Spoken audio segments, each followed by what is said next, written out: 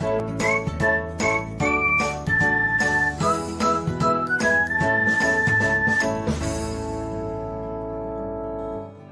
everyone, welcome back to another episode of Technologyglance.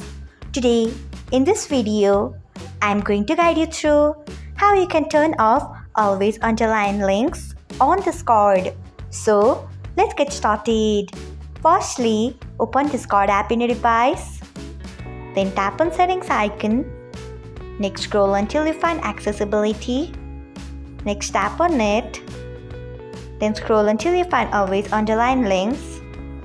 Next, turn off it by tapping on it. So, this is how you can turn off always underline links on Discord.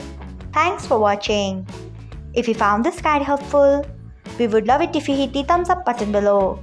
We upload great new tech tutorials like this one every day.